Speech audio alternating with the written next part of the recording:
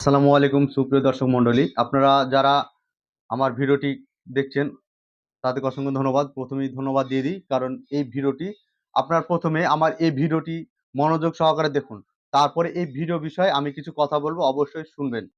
বলছি দেখুন এভাবে ভুট্টার আগাকে কেটে নিয়েছে, কিন্তু এখনও ভুট্টে কিছু হয়নি, মনে হচ্ছে ছ্যাঁক লাগবে তেমন হচ্ছে।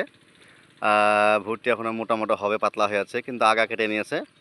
আচ্ছা, আগা কাটার পরে ভুট্টে কি হবে না, মানে এখনও 14-15 দিন পরে ভুট্টে ভাঙতে হবে, কারণ যে রমজান মাস না ফুরালে ভুট্টা ভাঙা হবে না। তো এইভাবে কি থোয়া যাবে? আর ছ্যাঁক লাগবে কি দেখুন, দেখেন একদম কাঁচা কাঁচা হয়ে আছে, মাটিতে রস নয়।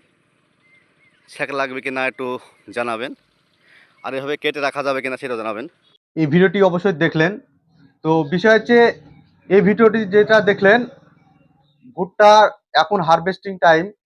এখন ভুট্টার হারভেস্টিং এর সময় আমরা অনেকেই করে কি, অনেক চাষি ভাই মনে করে কি যে ভুট্টা তো হয়ে গেছে, আগাগুলো কেটে নিয়েছে। তো এটা চাষিরা ভুল করবেন না অবশ্যই। যে ভুট্টা মোচা পুষ্ট হওয়ার আগেই যে আপনারা ভুট্টার আগার অংশটা গরুকে বা ছাগলকে খাওয়ানোর জন্য যে সবুজ পাতাটা কেটে নিচ্ছেন, অবশ্যই এই ভুল করবেন না। এটা করলে কি হবে, আপনাদের ফলন কমে যাবে। অন্তত বিঘা প্রতি আপনারা যদি হিসাব করতে যান, আনুমানিক মোটামুটি 2 কুইন্টাল হিসাবে কমে যেতে পারে। তো অবশ্যই আপনারা ভুল করবেন না।